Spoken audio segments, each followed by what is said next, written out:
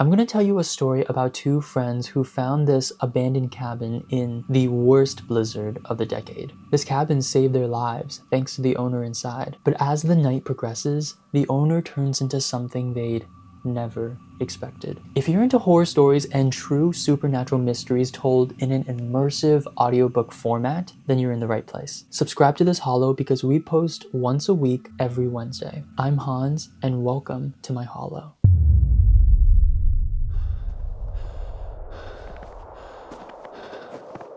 They should have turned back hours ago, maybe even before they left the ridge. But you don't think about that when the sun's out. You don't think about it until the clouds come, until the wind hits your face like knives, until you realize you're lost. Mark, where the hell is the lodge? I swear we passed that turn ages ago. Jake and Mark had been walking for what felt like forever. Here in Alaska, most guys like to hunt, and they were no exception, often leaving their village for weeks at a time to take to a hunting lodge up in the mountains. Mark's a fairly cautious guy and knows the mountains can be traitorous. So when he leaves prepared. He checks the long-term forecast, gathers the necessary supplies, brings backups, and makes sure that both got enough of everything they need to survive at least a week longer than they plan on staying. But like a child's security blanket, they were only an illusion to safety. There's no planning when Mother Nature decides she's in a mood, like right now. Snow's already halfway up their boots, every step heavier than the last. Mark's lungs are burning, fingers stiff, and the wind? Well, the wind just wanted to push them off their path. Just keep moving. Don't stop. We'll find it. Keep moving? My feet are frozen. Can't feel anything below my knees. Mark wanted to shout back, wanted to tell him I was feeling the same thing. But there's no point panicking in a blizzard. You don't stop moving. You survive. That's all you do. The snow's hammering their faces at this point, thick snow blankets swallowing up their legs. I can't see anything. You can just keep your eyes open one step at a time. But visibility was zero, total whiteout conditions. 2 feet in front of them were just total blank. And if you stuck your arm out, you couldn't see your hand. I thought we were donezo until I literally walked into it. It was solid, hard, cold, but wooden. Yeah, well, I think this is a wall. Not 2 inches in front of Mark's face was some super old wooden cabin. Mark walks next to the wall, sliding his hands across the frozen wood. I feel it. Door's over here. You think anyone's here? Let's see. Mark knocks. 3 quick, uneven raps. He knocks again.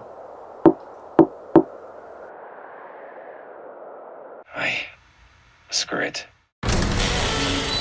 Wait, this might be someone's house. Does it matter? Our feet are frozen. You said it yourself. It's a roof. Shelter. It's all that matters. Is anyone in here?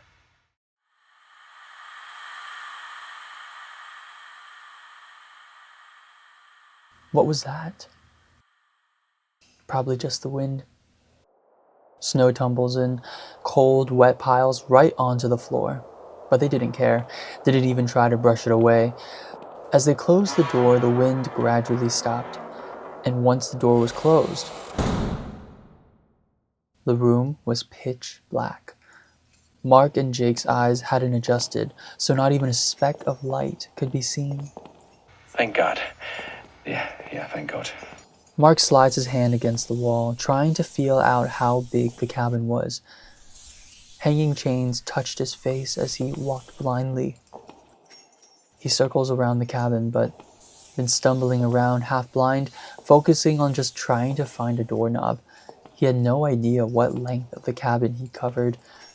He could have walked half of it, could have circled 3 times without realizing it. Somehow, they found a cabin all for themselves.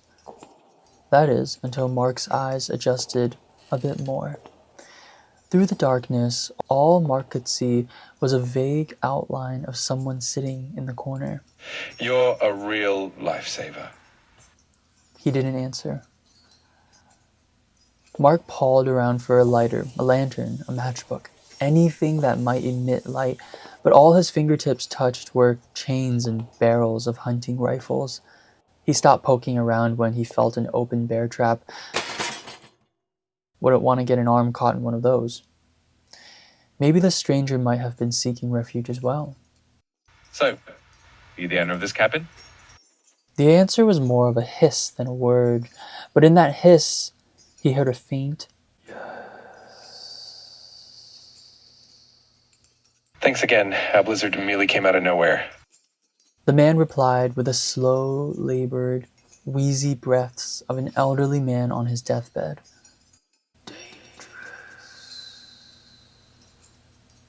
Yeah, that's an understatement.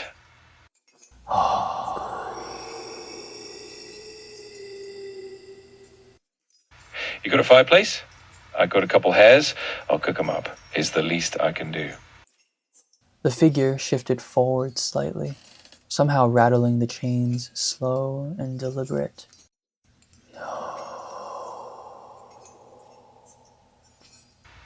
Okay. As soon as the blizzard dies down, I'll go gather wood and make us a fire. Can you wait until then? Mark saw the silhouette shift slightly, rattling the chains again.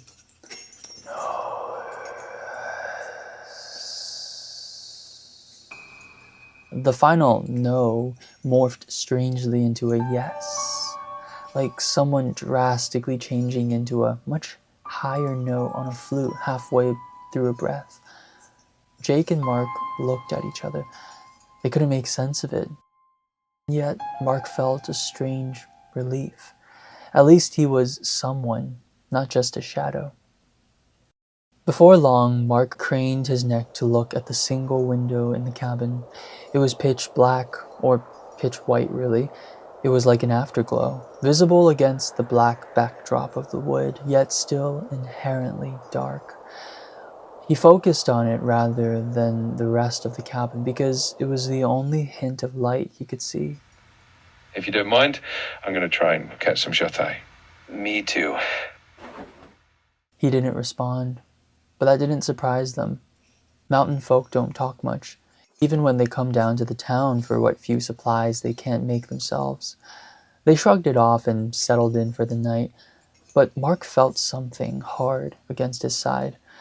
Sighing, he tossed his hairs back a bit further and got comfortable. They were exhausted, so it wasn't all that hard for them to drift off, despite the wind's song playing outside the walls. Mark hugged himself in his sleeping bag and drifted off. Mark was awoken by a different sound, a weird snapping crunch that made him shoot up in bed, believing the ceiling was about to collapse under the weight of the snow. He braced himself, but as the sound came again, he realized it wasn't above him, but rather right behind Jake and his stuff. Jake's eyes stared dead back at Mark. He was too afraid to turn around. The silhouette was gone from the corner, and all he could hear was the deep, raspy breaths accompanying the crunch. What the hell are you doing? The man retreated back to his corner with the rattling of chains, adrenaline pumping. Mark wasn't even sure why. What happened? What was he doing? Something about this old figure just put him in a state of near panic. Yeah, stay still. Mark's instincts were telling him to leave, but they couldn't afford it. Whatever this guy was up to, it was safer with him than it was out there in the blizzard. Mark grabbed his backpack and props himself up against the wall in a seated position, staring right at the silhouette, expecting him to make a move. He kept himself awake and alert, never looking away even as the howling wind slowly diminished in strength. Once or twice, Mark felt his head begin to dip and his eyes begin to shut, but every time he slipped, the faint rattle of chains snapped him back into consciousness.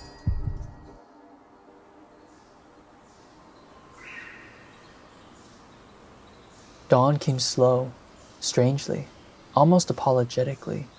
The scene filtered through the tiny increments with each layer uncovered by the sun, like a printer slowly spitting out the full picture, one line at a time. It wasn't a cabin. It was a large supply shed that was maybe 10 to 11 feet long, 7 to 8 feet wide. There was no fireplace, which makes sense for a supply shed. There were tools, traps, and rifles lining every wall. The silhouette in the corner slowly stopped being a silhouette and started being a distinct person. And the figure? Skin gray, tight, lips curled, teeth jutting, missing canine teeth. The chains were hooked high, allowing minimal movement. The man was a corpse. He was long dead. He wasn't breathing, wasn't moving. He was dead for quite some time, at least for a few months. There was a stain of age-old blood soaked in the wood beneath him. Mark followed it by gaze to its origin, his left foot, and the bear trap in which it had gotten caught. There was an empty hook on the wall above him with a chain leading to the trap. It was long enough for him to move around, but not enough for him to reach the front door. My best guess was the trap had fallen on its own while he was out. He probably died of thirst or something. He was alive. Mark wanted to believe it. That storm and exhaustion just tricked them. Mark sat there, reasoning he'd been delirious the night before. Yeah, the fatigue, the dehydration, the disorientation caused by that blizzard, it made him imagine that man's voice. The slow, hissing sounds were just replies from the wind outside. Except neither Jake nor Mark bit the head off of the rabbits that they hunted. It wasn't Mark's canine tooth that he found on the floor next to him. It wasn't Mark's dry, dirty, wood-like fingernails, the ones sticking outside of his sleeping bag. And neither Mark nor Jake caked the corpse's dry, cracking lips with white rabbit fur.